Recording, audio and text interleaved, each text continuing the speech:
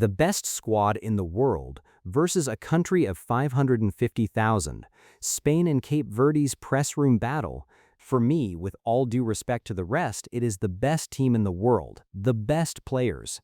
To see the level of footballers we have, you only have to see the ones I leave out. That was Luis de la Fuente, Spain's head coach, speaking at his pre-match press conference in Atlanta yesterday.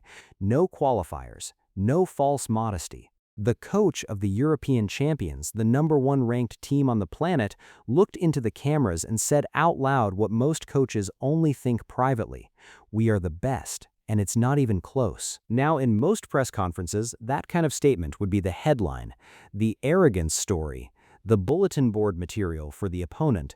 But what De La Fuente said next is the part that actually matters. If anyone thinks that Cape Verde will be easy, they are mistaken. The match against Cape Verde is the most important of the World Cup. That is how we all view it. The most important match of the World Cup. Not the final, not a knockout round. A group stage opener against a country making its tournament debut, a nation of 550,000 people, a team ranked 70th in the world, and the coach of the best squad in the tournament is calling it the most important match of the entire competition. That contradiction is the entire story of this press room battle. And what Cape Verde's coach said in response might be the most powerful thing anyone has said at this World Cup so far. Let's go back to who Cape Verde actually are, because most football fans outside Africa couldn't point to them on a map 6 months ago. Cape Verde is an archipelago of 10 islands in the Atlantic Ocean, off the coast of Senegal, population 550,000. That makes them the smallest African nation ever to qualify for a World Cup, and the second smallest country in the history of the tournament after Iceland. They gained independence from Portugal in 1975. They first attempted to qualify for a World Cup in 2002. For over 20 years, they kept trying. They reached the Africa Cup of Nations quarterfinals in 2013 and again in 2023. They kept building, and in 2025, they did something that shocked the entire continent. They topped their qualifying group ahead of Cameroon. Cameroon, who hold the African record for World Cup appearances with 8. Cameroon, 5-time African champions. Cape Verde finished 4 points clear. Their coach, Pedro Brito, known as Bubista, said after qualification, "Giving this happiness to these people is enormous. It is a victory for all the Cape Verdean people. And above all, a victory for those who fought for our independence." That is not a football quote. That is a national identity statement.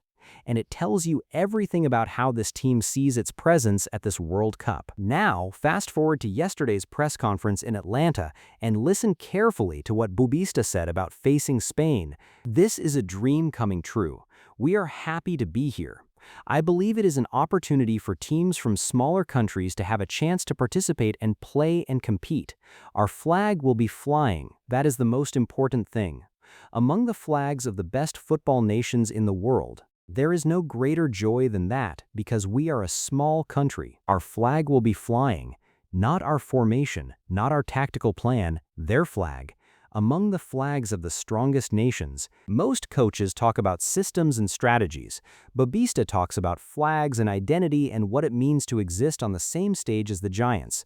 This is a man who understands that for Cape Verde, the press conference itself is a victory. The fact that Reuters and AFP and ESPN are printing his words is the achievement. The fact that the world is writing his country's name is the point. And then he said the line that cuts through everything. When we mention our identity, we are actually talking about who we are as a people. We like challenges and difficulties because we like overcoming difficulties. Read that again. We like challenges and difficulties because we like overcoming difficulties. That's not a football philosophy. That's the worldview of an island nation that built itself from nothing. And Bubista is bringing that worldview onto the pitch at the World Cup. Now here's where the mind game gets interesting, because De La Fuente is doing something very specific in his press conference. He opens with maximum confidence, best squad, best players, no debate. Then he immediately pivots to respect. Cape Verde are dangerous. This is the most important match. If you think it's easy, you're wrong. This is the same technique Deschamps used before facing Senegal.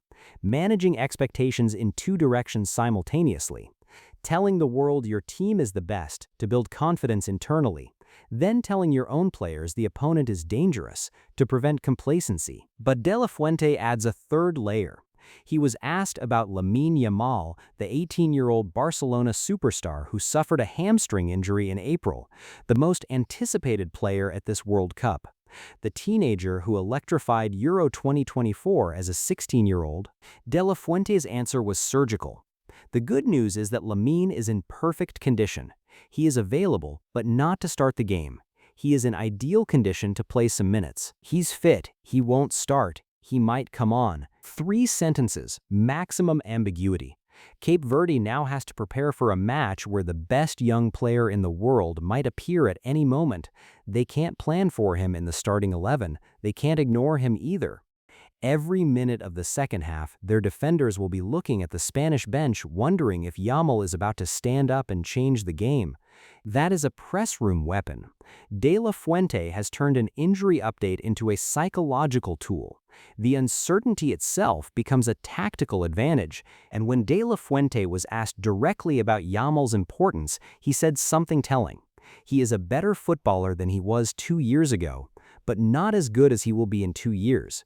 His contribution grows every day. He has magic. He has magic. That word, from a coach who normally speaks in measured, technical terms, is aimed directly at Cape Verde's defense. It's a word designed to plant doubt. You might face something tonight that you cannot prepare for. Bubista's response to the Yamal question showed composure. He said simply, "If it is the World Cup of Lamine, I don't know. There are many great players from many different countries." He didn't take the bait. He refused to elevate one player above the collective challenge. Smart, but here's the deeper dynamic.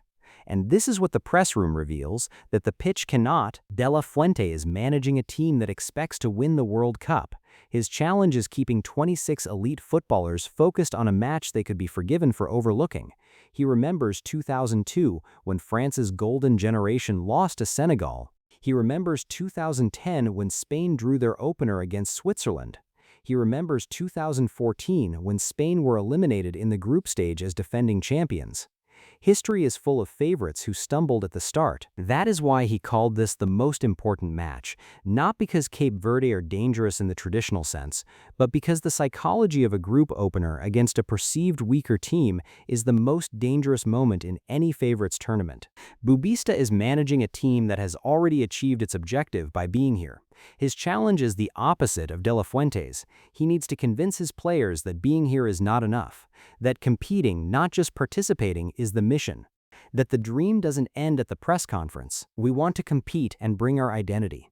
We want to play with courage and determination, showing to the world who we are as a team, but also as a country. That phrase, as a team but also as a country, is the key. For Cape Verde, every tackle, every run, every clearance tonight represents something larger than 3 points. It represents 550,000 people who were told they were too small to be here. Tonight in Atlanta, Spain versus Cape Verde, the best squad in the world, against a country that has been independent for 51 years and dreaming of this moment for over 20. De La Fuente has armed his players with confidence and caution in equal measure.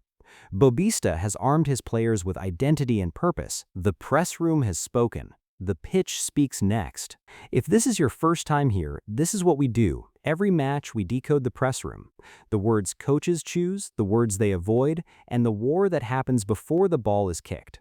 Subscribe if you want to understand this World Cup beyond the scoreline. Next up, France versus Senegal. A rematch 24 years in the making, and a press room battle that might be the most psychologically loaded of this entire tournament.